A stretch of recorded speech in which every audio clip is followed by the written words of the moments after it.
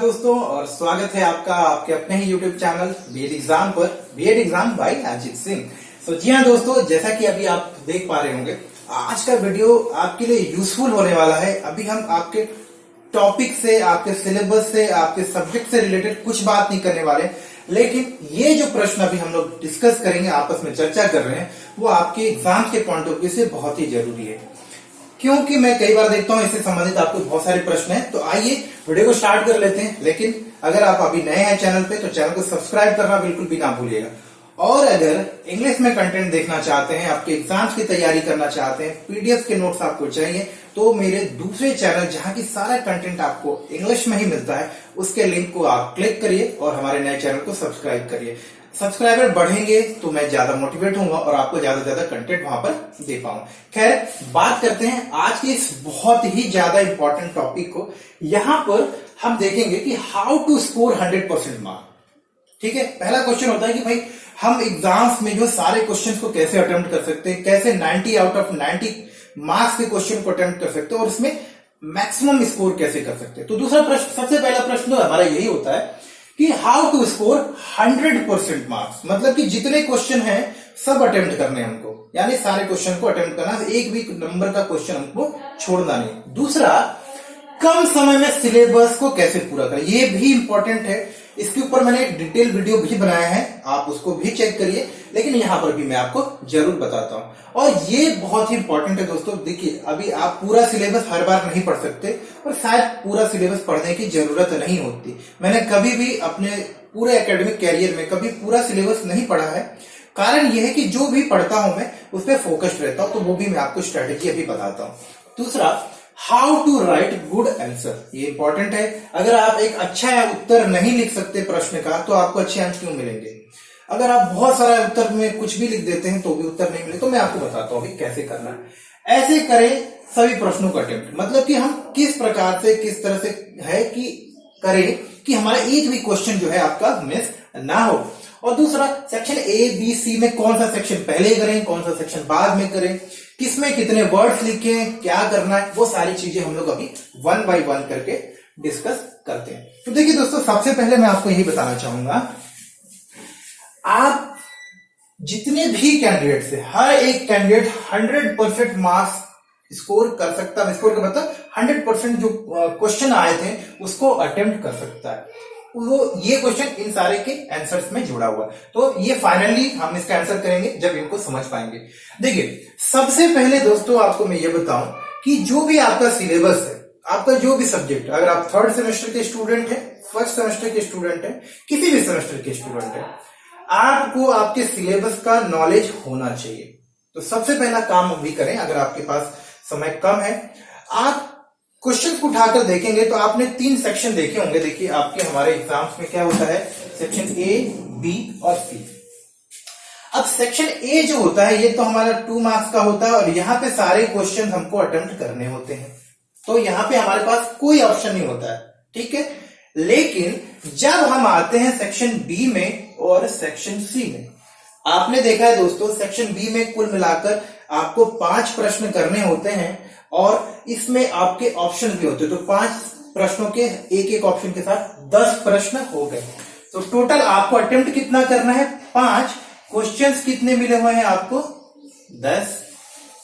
अभी मैं आपको कॉन्सेप्ट समझाता। इसी तरह से सेक्शन सी में भी आपको कुल मिलाकर 3 या आपको क्वेश्चन करने होते हैं, कुल मिलाकर 2। अब क्वेश्चन के कई बार ऑप्शंस आपको मिलते हैं 7, 8, 9, 10। 4 क्वेश्चन का आपको ऑप्शन मिलता है। करना कितना है, मात्र 2। यहां कितना करना है, मात्र 5। सो आप अगर अपने सिलेबस को ध्यान पूर्वक देखेंगे तो आप ये देखेंगे कि इसमें जो क्वेश्चंस आते हैं, 4 क्वेश्चन, ये हर एक यूनिट से एक एक क्वेश्चन आता है सेक्शन सी में।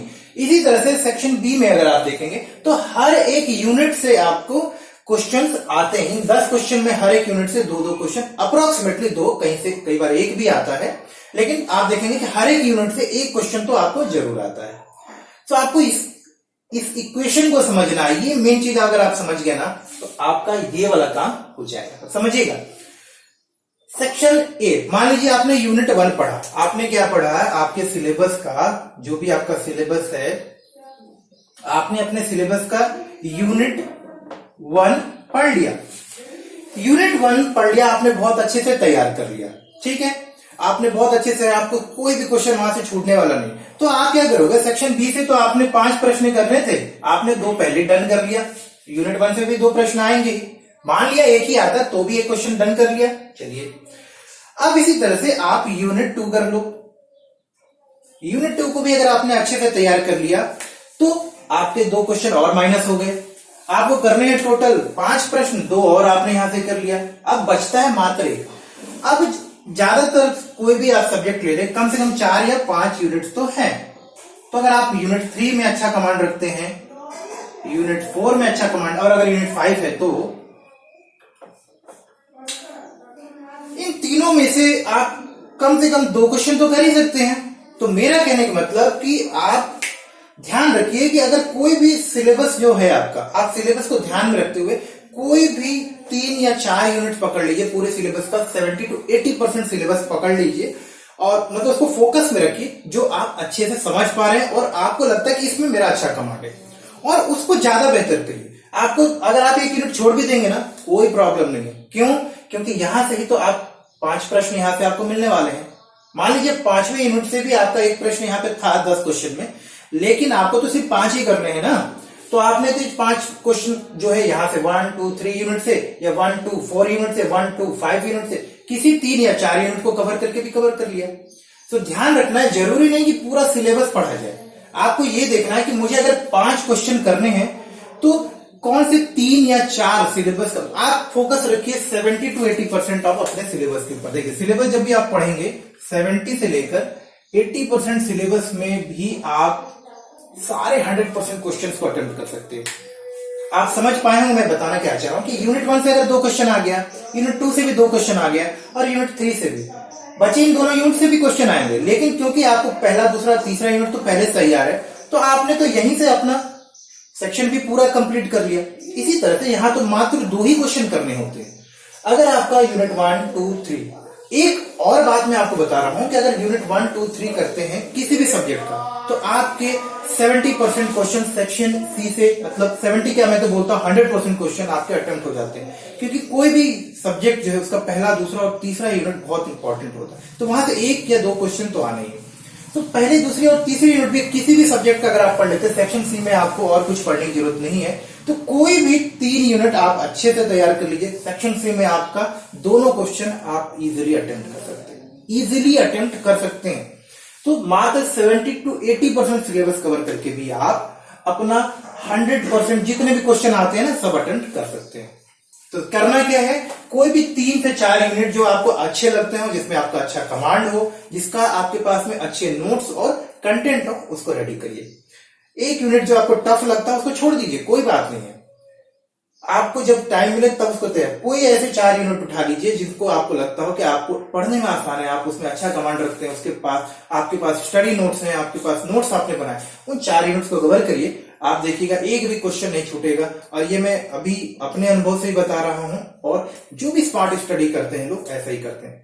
आप उन सारी चीजों पे मेहनत मत करिए ना जिसपे आपको ज्यादा मेहनत लग रहा है लेकिन रिजल्ट नहीं आ रहा। आप उस पे मेहनत करिए जिससे कि आपके रिजल्ट भी अच्छे आ रहे हैं और आपका अच्छे से कमांड भी। अगर मैं आपसे सिंपल पूछी बाल्यावस्था क्या है, तो आप बता सकते हैं, लेकिन मैं अगर आपसे पूछने लगूं कि भाई कोई ऐसे मानव मतलब आप बोल सकते हैं सामाजिक कार्यकर्ता या फिर मनोवैज्ञानिक की उसके कॉन्सेप्ट के बारे में बताओ, तो अगर आपके सिलेबस में भी दिया हुआ है तो हो सकता है आपको पता होगा, लेकिन वो क्वेश्चन टफ होगा। लेकिन अगर आपसे साधारण रूप से सिर्फ पूछा जाए कि बाल्यावस्था के बारे में बताएं, तो ये आसान क्वेश्चन है। तो आप ऐसे प्रश्नों को चुनिए परीक्षा में जो इजी है। तो यहाँ पे भी आपका हो जाएगा 1 2 3 4 5, तो आप 4 यूनिट को कवर करिए, 1 यूनिट को यहाँ पे स्किप कर सकते हैं। रिमेनिंग आइए आप देखते हैं कि how to write a good answer. देखिए यहाँ पर मैं थोड़ा सा इरेज करता हूँ यहाँ पे इसको, आपको सेक्शन वाइज तो समझ में आएगा, बट मैं यहाँ पे इरेज नहीं करता हूँ क्योंकि आपको ये काम ही आएगा। So let me continue from here. So देखिए अब अच्छा आंसर कैसे लिखेंगे, मैंने कई बार आपको बताया है कि अगर आपको अच्छे आंसर लिखने हैं सो आपको करना क्या है, पहले तो अपने क्वेश्चन को 2 मिनट का टाइम देना है। अब छोटे वाले क्वेश्चन में बहुत टाइम नहीं देना है क्योंकि वहां डेफिनेशन ही लिखना होता है सेक्शन ए वाले क्वेश्चन पे। लेकिन जब आप सेक्शन बी और सेक्शन सी को अटेम्प्ट करिएगा तो सबसे पहले ये 1 मिनट का पॉज लीजिए, 30 सेकंड का पॉज लेके सोचिए कि इस क्वेश्चन में पूछा क्या गया है, इस क्वेश्चन में मैं क्या लिख सकता हूं, मुझे क्या पता है। आप वैसे ही क्वेश्चन का सेक्शन बी और सेक्शन सी में सिलेक्शन करिएगा जिनका कि आप आंसर सही सही जानते हैं। आपको वहां जाके कोई चैलेंज नहीं एक्सेप्ट करना है कि मैं सबसे टफ वाला ही क्वेश्चन अटेम्प्ट करूंगा। आपको टफ नहीं करना है, आपको सेक्शन बी और सेक्शन सी से सबसे सिंपल और जिसका कि आप बेस्ट आंसर जानते हैं, आप जानते हैं, दूसरे नहीं, आप जानते हैं, वो क्वेश्चन सेलेक्ट करने हैं। बेस्ट और सिंपल, जिनके बारे में आप ज्यादा कंटेंट आपके दिमाग में है, आप पॉइंट्स लिख सकते हैं। तो सेक्शन बी और सेक्शन सी से आप वैसे ही क्वेश्चन को सेलेक्ट करिए जिनके बारे में आप बेहतर जानते हैं। पहला तो तरीका क्या है कि आप कोई 3 यूनिट 4 यूनिट रेडी कर लीजिए, मैं कहूंगा 4 यूनिट रेडी करिए, जितना भी सिलेबस उसका 80% रेडी कर लीजिए। उसके बाद क्वेश्चंस को भी सेलेक्ट करते वक्त आपको चैलेंज नहीं लेना है कि भाई एग्जाम में मेरे को टफ क्वेश्चन दिया मैं इसी को अटेम्प्ट करूंगा। आपको अटेम्प्ट करना वो क्वेश्चन जो कि इजी है, जो आपके लिए भी इजी है और किसी के लिए भी इजी होता है। आप वैसे क्वेश्चन लीजिए और आप जिसमें अच्छे पॉइंट्स लिख सकते हैं उनको लिखिए। आप क्या करेंगे, पॉइंट्स लिखते वक्त आपके क्वेश्चन के जो पॉइंट्स में होने चाहिए, आपको हेडिंग लिखनी है, हेडिंग्स। अब जैसे कि मैंने क्या है, how to score good mark, तो इसके नीचे मैं 3-4 पॉइंट लिखूंगा। कम समय में सिलेबस कैसे पूरा करें वो मैंने आपको बताया। तो इस तरह से आप हेडिंग्स बनाएंगे और हेडिंग्स के नीचे 2-3-4 पॉइंट लिखेंगे। तो इससे क्या होता है, आपका आंसर थोड़ा देखने में साफ सुथरा लगता है, अट्रैक्टिव लगता है। हैंडराइटिंग अगर खराब भी हो तो कोई फर्क नहीं पड़ता, क्योंकि जो पढ़ रहा होगा उसको वो जो चीजें पढ़ना चाहता है वो तो आपने पॉइंट में दे ही दिया है। दूसरा, ओवर क्राउडिंग मत करिए, कुछ भी अनाप शनाप मत लिखिए। मैं आपको बता रहा हूं, आप 200 शब्दों के उत्तर को 180 में भी लिखिए, आपको उतने ही अंक मिलेंगे जो कि 300 शब्दों में लिख रहा है। कारण क्या है, अगर आप अनाप शनाप लिखते हैं तो आपके उत्तर की जो गुणवत्ता होती है, जो क्वालिटी होती है वो खराब होती है। और अगर 2-4 प्रश्न पढ़ने के बाद भी एग्जामिनर को ये लग गया कि आप सिर्फ कुछ भी लिख रहे हैं तो आपकी मार्किंग वो कुछ भी कर देगा। तो याद रखिए, आप एग्जामिनर को पहले 4थे-5वें प्रश्न तक ऐसा लिखकर दिखाइए कि बच्चा बहुत होशियार है। आपका प्रेजेंटेशन ऐसा होना चाहिए जिसको देखकर लगे कि हाँ बच्चे ने अच्छा ही लिखा होगा। सो हो सकता है पीछे के प्रश्नों को तो वो पढ़े भी ना, और एक आपके कंटेंट के साइज को देखकर ही वो आपको मार्क्स पूरे दे देगा। तो याद रखिएगा, पॉइंट्स में लिखेंगे, हेडिंग्स जरूर देंगे, जहां जरूरी हो कुछ डेटा, कुछ कंटेंट, इन्वर्टेड कॉमा, जैसे कि मान मैंने सिलेबस लिखा इस तरह से इन्वर्टेड कॉमा, ये छोटी छोटी चीजें हैं। इस तरह से अंडरलाइन करना, हाईलाइट कर देना, इस तरह से जो भी आप लोग हाईलाइट करते हैं कलर से कर दीजिए, कोई दिक्कत नहीं, कर दीजिए। इसके बाद सेक्शन ए, बी और सी, कई बार प्रश्न आता है। अब मैं यहाँ पे जाऊंगा और आपको बताऊंगा कि देखिए टाइम मैनेज करना बहुत जरूरी है एग्जाम में। यहां पर आपका टाइम को मैनेज करना है, टाइम मैनेज करना है, वर्ड्स को भी ध्यान में रखना है कि वर्ड्स की लिमिट क्या है। सो वर्ड लिमिट और टाइम को मैनेज करना, ये 2 चीजें आपको जब भी एग्जाम में आप लिखेंगे तो आप बिल्कुल ध्यान रखेंगे कि जब सेक्शन ए, बी और सी करते हैं। अब याद रखिए, आप इस तरह से कर सकते हैं कि अगर 3 घंटे का एग्जाम है, जो मैं करता हूं या मैं मतलब आप लोगों को सजेस्ट भी करता हूं कि आप स्टार्ट करिए सेक्शन ए से। कारण मैं आपको बताता हूं, देखिए सेक्शन ए लिखने से होता क्या है कि एक तो आपको थोड़ा साइकोलॉजिकली भी लगेगा कि भाई मैंने ना क्वेश्चन अटेम्प्ट कर लिया, और कोशिश करिएगा कि 50-60 शब्दों से ज्यादा आपका उत्तर ना हो। आपको लगे तो आप थोड़ा स्पेस छोड़ दीजिए, बाद में आपके उसमें थोड़ा कंटेंट भर दीजिएगा। 50-60 शब्द या मान के चलिए 1 पेज मैक्सिमम, लेकिन याद रखिए पेजेस भी कम पड़ते हैं तो पहले पेजेस काउंट कर लीजिए। अगर आपको सेक्शन सी करना है तो सेक्शन सी के लिए कम से कम 3 से 4 पेजेस लगेंगे, क्योंकि 500 वर्ड लिखना है। इसी तरह सेक्शन बी में कम से कम आपका 2 से 2.5 पेज या 3 पेज आप बोल सकते हैं लगने हैं। तो आपको चाहिए तो कम से कम यहाँ पे अगर 3 पेज लग रहा है, मतलब साइड की बात करो तो 10 पेज आपके पास, 10 से 12 पेज आपको सेक्शन बी में लगेगा। यहाँ पे भी करीब 3 पेज 1 2 ऐसे करके, तो 6 पेज 7 पेज आप इसके लिए जितने पेजेस हो तो उसको काउंट करके रखिएगा। और सेक्शन ए को पहले अटेम्प्ट करेंगे और इतने अच्छे से सेक्शन ए को लिखिए कि लगे एग्जामिनर को कि भाई इसको आंसर आता हो। और घड़ी देखकर 1 घंटे का टाइम दीजिए सेक्शन ए को, घड़ी देखकर 1 घंटे का टाइम दीजिए सेक्शन बी को और सेक्शन सी को। बल्कि मैं कहूंगा 45 मिनट्स का टाइम दीजिए सेक्शन ए को। तो मैं लिख देता हूं यहाँ पे कि 45 मिनट, 45 मिनट्स किसके लिए, सेक्शन ए। 15 मिनट, 1 घंटा 15 मिनट किसके लिए रहेगा हमारा, सेक्शन बी के लिए, और 1 घंटे का टाइम, आधे घंटे में बढ़िया सा आंसर लिखेंगे, डिटेल आंसर लिखेंगे सेक्शन 1 आवर का, किसके लिए, सेक्शन सी के लिए।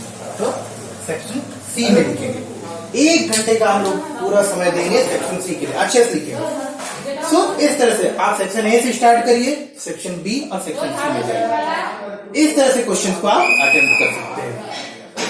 इस तरह से अगर आप अटेम्प्ट करते हैं, इस तरह से आप क्वेश्चन को देखते हैं।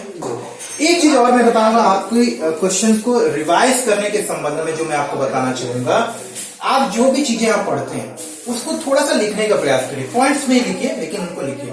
जब आप बार बार रिवाइज करते हैं, लिख कर रिवाइज करते हैं, जैसे मैंने आज कोई टॉपिक पढ़ा, तो उसको क्या करूंगा, एक बार शाम को देख लूंगा, उसी टॉपिक को फिर मैं कल भी देख लूंगा, उसको समय नहीं देना, बस ऐसे रीड कर लेना है। फिर 2-3 दिन बाद अगर एक टॉपिक को आप थोड़े अंतराल पर 4-5 दिन तक देख लेते हैं ना, तो आपको ये क्वेश्चन याद हो जाएंगे। तो उम्मीद करता हूँ ये जो टिप्स मैंने आपको बताए काम आएंगे। सिलेबस को और अच्छे से कैसे कवर कर सकते हैं, वो एक और डिटेल वीडियो भी है, मैंने वहां पर भी बताया है, तो उसका ध्यान रखिएगा। इनके अलावा भी अगर आप लोगों को कुछ सजेशन हो और कुछ आप लोगों को और थोड़ा डिस्कशन चाहिए हो, कुछ और पूछना हो, तो आप मुझे कमेंट करके बताइएगा। नेक्स्ट वीडियो में मैं आपको वो सारी चीजें भी डिस्कस जरूर करूंगा। तो मिलते हैं अगले वीडियो में, तब तक के लिए नमस्कार और धन्यवाद।